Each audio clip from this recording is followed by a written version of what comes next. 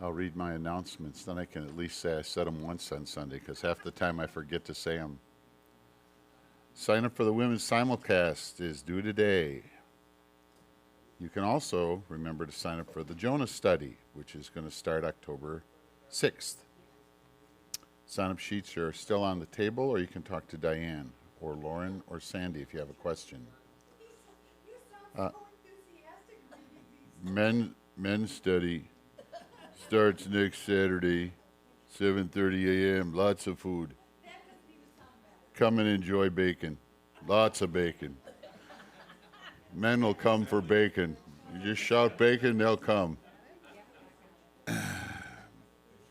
The study will be on bacon.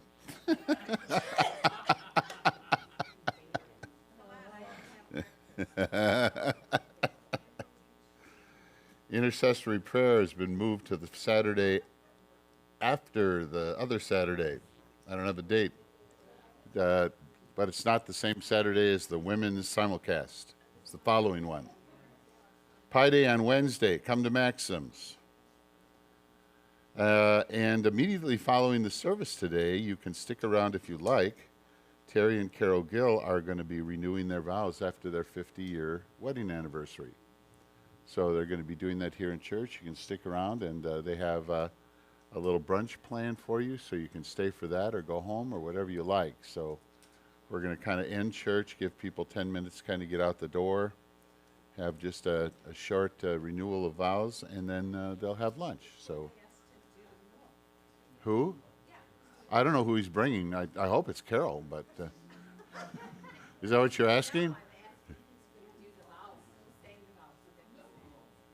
Yeah, I hope so.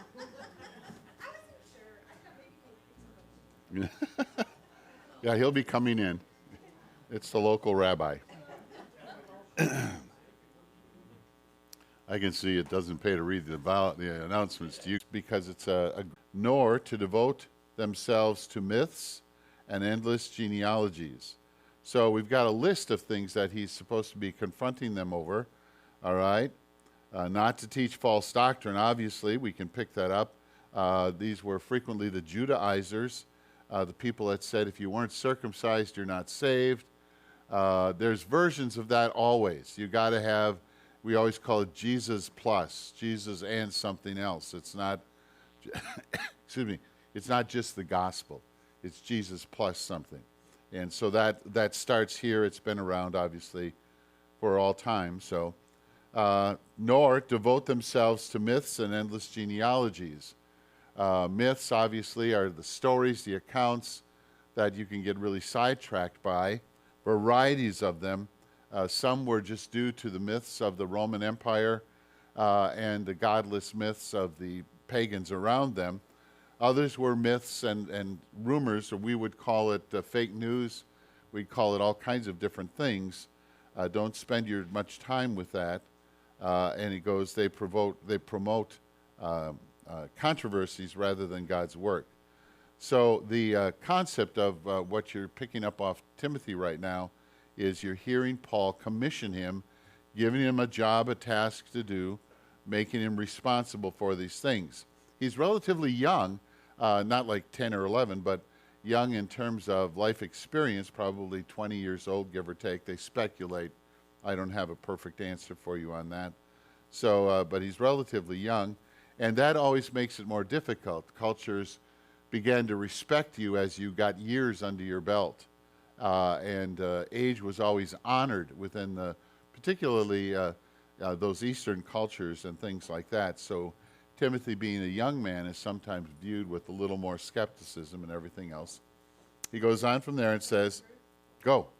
So what is he referring to as endless genealogies? Genealogies is examining who you came from, who your mother was, who your father was, whether you're a Jew, whether you're not a Jew, whether you're only part of a Jew. It's their version of a game called Send in Your Spit. You know, and you get your entire whatever called, you know. Ancestry. Yeah, you get your ancestries.com. So But it is something, and we have to understand, at this time, ancestries and so on and so forth were extremely significant also. I mean, Sandy likes to joke about it when she says, I'm part Neanderthal, and I go, whatever that means. But it's kind of an interesting way that all works out. So anyway, yeah. It goes, from there it goes, let me start. The goal of this command, these promote rather than God's work, which is by faith. Notice the little phrase, by faith, by means of. It usually is communicating when you're doing God's work, you're doing it in an act of faith and trust because the work is beyond you. Okay? In other words, true work of God is always beyond us. We're a vehicle, a vessel, a hose, a pipe, however you want to say that, and the power is passing through you into people, but it's not your power. Okay? It is the power of God through you in Jesus Christ. And so he addresses that, which does several things. Number one, it pops your bubble if you think you're getting arrogant and that God needs you. Okay, whether you're the pastor, a teacher, anything. If you think God needs you, I always, use the line, God could use Balaam's donkey, and so he can use me. All right? And that is, keeps Timothy from getting puffed up. And on the flip side, it also then gives you a confidence and a quietness. My job is simply to pass on to you that which Jesus has made available, the gospel, the information that is of the Lord. So it keeps him very clearly focused at that point. All right? Jump in at any time, by the way. Go ahead, Jeff. At this time in the church, I don't know how long Timothy is right now. Timothy is probably, we estimate around 30 years after Jesus' death.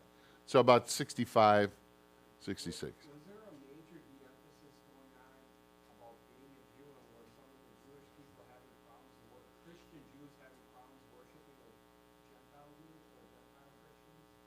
All right, were Christian Jews having trouble working? Oh, yeah, that was always a struggle for them at first because the Gentiles, I mean, this is basically Timothy is half Jewish, but not all Jewish.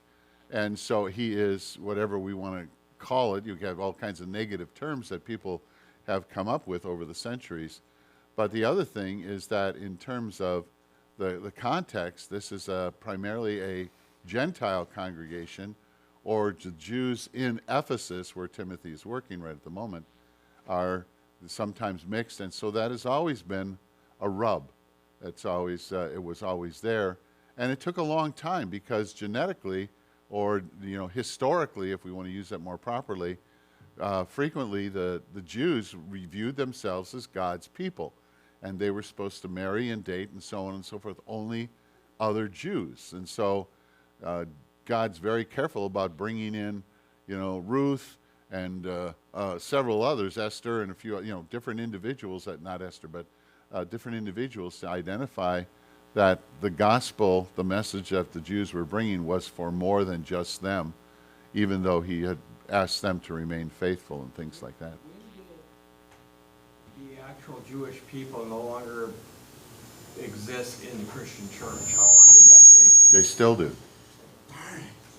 They do, but they don't. They're not identified. I mean. Oh yeah, if you talk to a full-blooded Jew, they'll frequently identify themselves as a completed Jew, or they'll sometimes use some different terms, but it's just like they have been there because it was already beginning as soon as Jesus was resurrected. They were, we've got the Ethiopian eunuch, we've got individuals who are being converted along the way, and they're all challenged by that. And so part of the book of Acts is people, groups, individuals, leaders working through, can we let Gentiles into the church?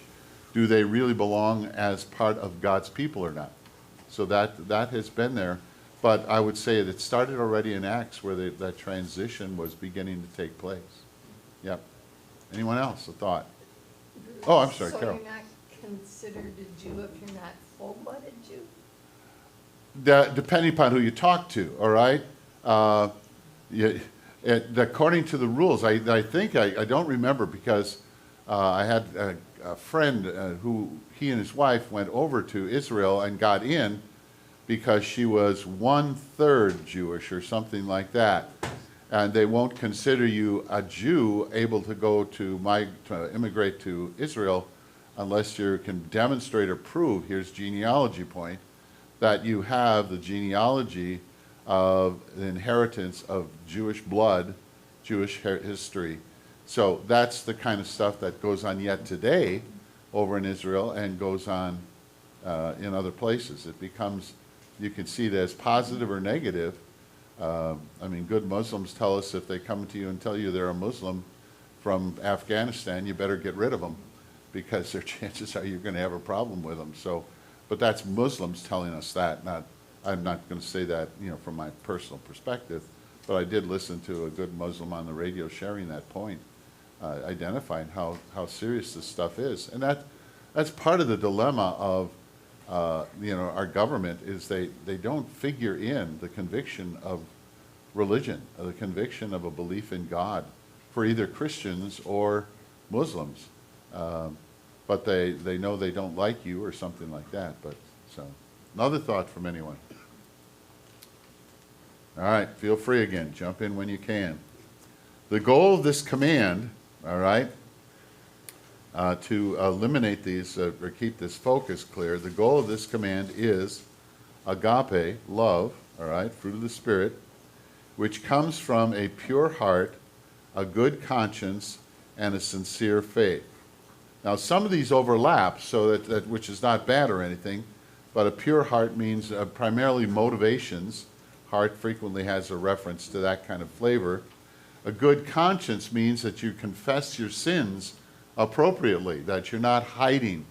You know, if you're keeping something back, like somehow I'm a lot better than you are because I haven't confessed the same sin you do. You know, thank God I don't do your sins. You know, that kind of thing. You have a bad conscience because it will bother you if it's functioning at all. But usually it refers to a lack of confession and faith, you know, honesty and integrity that way. And a sincere faith, remember, sincere is the Latin word, or the word we bring into English with no wax, meaning there is nothing hidden. What you see in me is what you get. Okay? So a sincere faith is not, I'm not here pretending with you to be a believer. I'm not here trying to fake you out. I'm not covering up the cracks in my life, heart, or personality with wax. That's what they would do when they fire a pot. They would use colored waxes to polish it, and the waxes would fill in the little tiny, you know, firing cracks. When you fire a pot, you sometimes get the crackling on the surface, but you can cover it with colored waxes, and you won't know it until the pot heats up again or warms up. So if you heat the pot near a fire, cracks, and you'll know it was. So the word